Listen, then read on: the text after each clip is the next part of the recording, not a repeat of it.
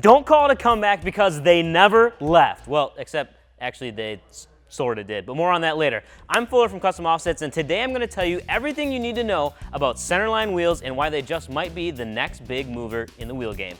So, Centerline actually did disappear for a hot minute, but they were manufacturing wheels in Southern California for more than 40 years before they closed up shop in 2017 and were acquired by Design Infinity, who set out to bring Centerline wheels back to the spotlight.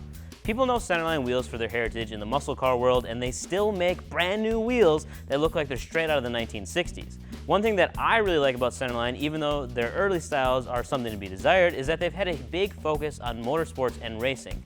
Even under new ownership, that attention to the motorsports community hasn't been abandoned. Vaughn Gittin Jr. is one of their main ambassadors, and if you don't know who he is, you're missing out.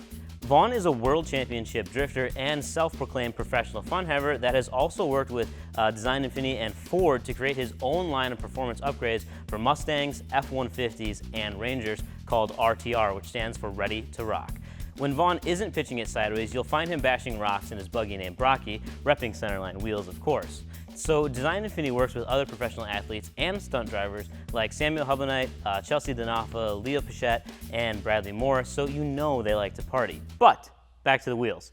Centerline has rebranded, remarketed, re-engineered, and just re-everythinged their entire game plan. When it comes to their off-road or truck lineup, they're offering 8 new styles for 2020, which is actually really impressive because most manufacturers come out with like 2 or 3 wheels a year, not 8. I'm not even going to mention some of their styles from a couple of years ago, other than you've probably seen the 832, which I like to call the Patrick Star wheel. Who you calling Pinhead? Looking at the 2020 models, you'll see they offer a diverse line of cast wheels for 5, 6, and 8-lug applications. The Gravity puts a new twist on a simulated beadlock, the Quake is an intricate show wheel, the Pangea looks like it belongs on a rally car, and then the Full Jacket looks like it belongs on a tank. Taking a closer look at the Gravity, you'll see they kept this concave-faced wheel in some of the smaller sizes. They start at 17x9 and go all the way up to 22s, but only in a 10-inch wide width.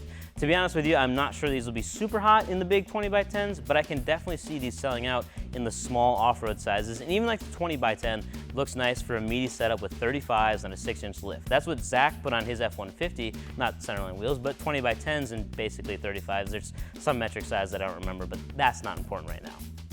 The Gravity has a really wide rim on the wheels that look a lot like a simulated beadlock, but with the bolt heads removed, and instead they punched Centerline around the whole thing.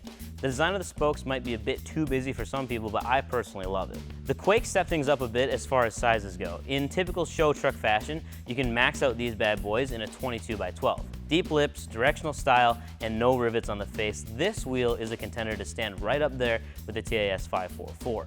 Then you have the Scope, which kind of takes the Quake and the Gravity and just smashes them together.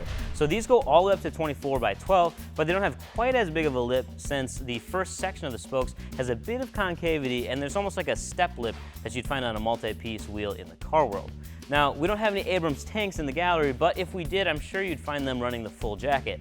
This wheel is only offered in 17x9 and only in 5 and 6 lug, but it should be one of the toughest wheels on the market since the whole thing is basically one solid hunk of metal, and I'm sure you'd expect it to weigh a metric ton, but they're actually just 28 pounds a piece, which isn't terrible when it comes to wheel weights, considering it's only like 3 to 5 pounds more than comparable wheels in the same size.